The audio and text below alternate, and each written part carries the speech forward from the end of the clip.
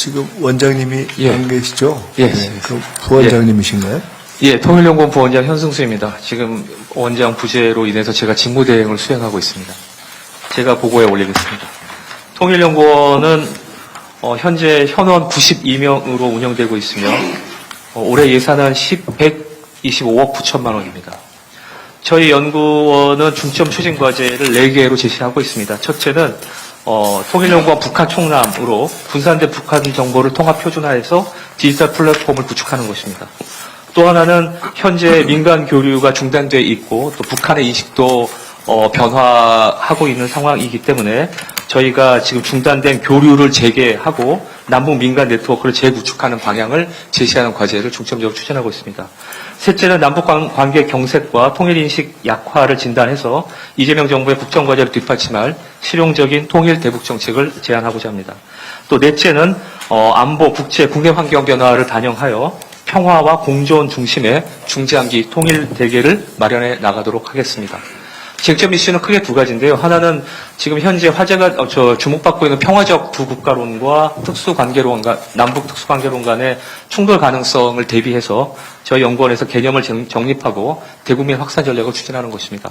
또 하나는 DMZ 평화적 이용과 관련해서 유엔사 관할, 군사적 긴장, 평화경제, 접경협력 부상 간의 구조적 긴장을 관리할 정책과 전략을 구체화하는 것입니다.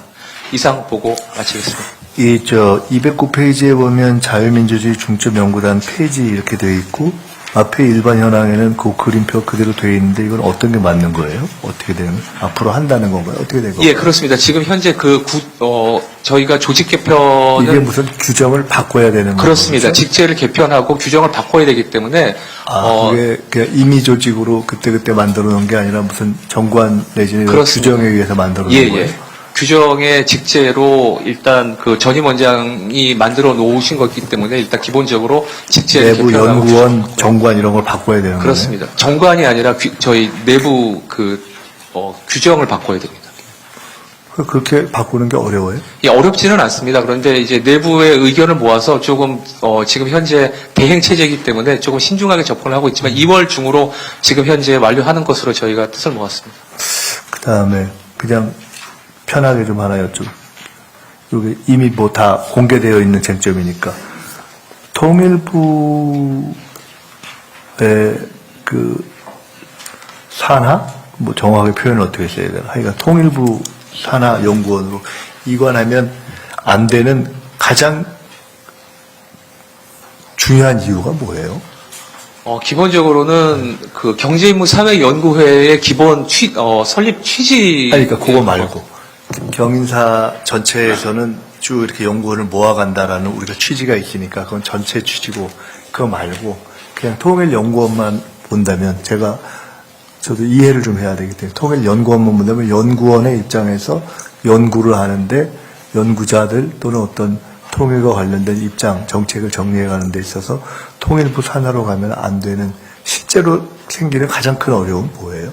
그거는 약간 조금 분리를 해서 지금 생각해 볼 필요가 있는데요. 일단 연구자들의 입장에서는 일단 연구의 자율성이나 중립성에 대한 조금 중요도가 있고요. 그리고 그것들이 경제인문사회연구회에서는 완전히 저희가 그러한 것들을 보장받는데, 특히 저희 연구기관 같은 경우에는 이제 정부의 어떤 정책에 따라서 좀 크게 이 연구의 방향이 좀 바뀌는 경우가 종종 있기 때문에, 그래서 연구자들의 경우에는 일단 연구 자율성, 중립성 이러한 차원에서 접근을 하고자 하고요.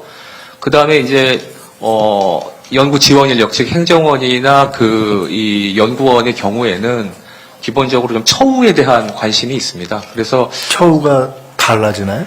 경인사 뭐 그렇지는 않습니다. 근데 저희가 일단 그 26개 국책기관 중에서는 사실상은 이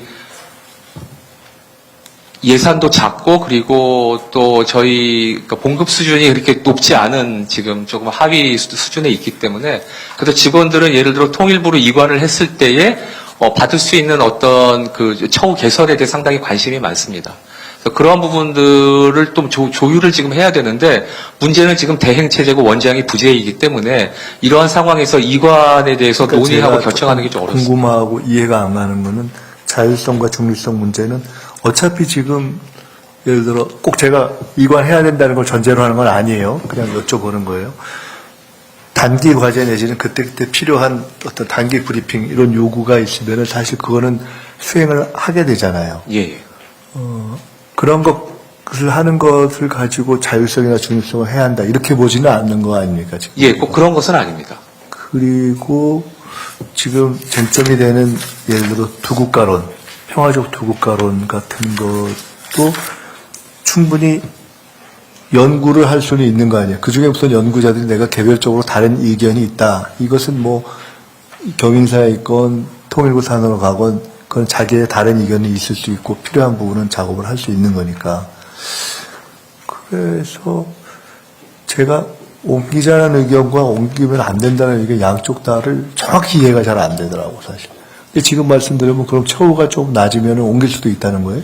아닙니다. 꼭 반드시 그런 것은 아니고요. 사실은 저희가 지금 내부에서 뜻을 모으는 것도 사실은 조금 시간이 너무 짧고 또 대행체제라고 하는 특수성이 있기 때문에 내부에서 일단 직원들의 어떤 공통된 의견을 모으는 것이 사실 쉽지는 않았습니다. 그런데 기본적으로 저희는 경제인문사회연구회 소속의 산하에서 저희가 연구를 수행할 때는 사실 통일이라는 게 어떤 현안 대응도 중요하지만 그거보다는 중장기적인 어떤 좀 대개 차원에서 접근을 해야 된다라고 하는 방식으로 저희가 연구를 해왔는데 이게 만약에 통일부로 이관이 되게 될 경우에는 이제 부처의 어떤 현안 대응에 조금 초점이 맞춰지게 되면 저희가 당장 필요하지 않더라도 통일과 그다음에 이후에 통합 과정에서의 어떤 필요한 여러 가지 다양한 과제들을 수행하는 좀 기회들이 많이 축소가 될 가능성이 있기 때문에 그걸 지금 저희 연구원들이 조금 우려하고 있습니다. 하여간 뭐 이거는 오늘 여기서 다 논의할 건 아니니까. 근데 제가 조금 이해를 돕기 위해 제가 좀 이해를 하려고 사실 기회가 됐을 때 여쭤봤습니다. 우리 사장님. 네. 통일부 올해 11월 10일 날 연구원장님이 사임하셨죠? 예, 예. 그러고 나서 벌써 한 2달 정도가 다 됐습니다.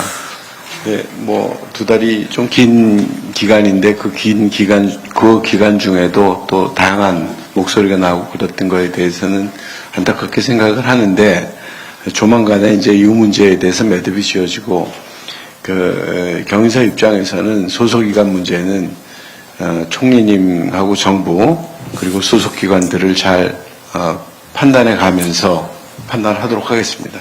하나만 더 여쭤볼게요. 예를 들어 평화적 두 국가론이 있어요. 예. 근데 그것이 해당 시기에 통일부의 예를 들어 책임자 또 장관의 생각이 예를 그런 것일 때 이쪽이다 하면 그 통일부 산하로 가면은 더 예를 들어 전체적인 통일부의 연구자들의 입장에서 볼 때 길게 볼 때는 이 의견이 더 도움이 안 될 수도 있어. 예를 들어 이런 생각이 있을 때 더 그런 의견을 갖고는 얘기하기 어려워질 수 있다. 이렇게 보시는 건가요?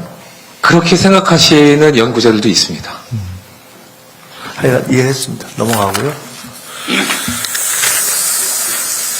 한국개발연구원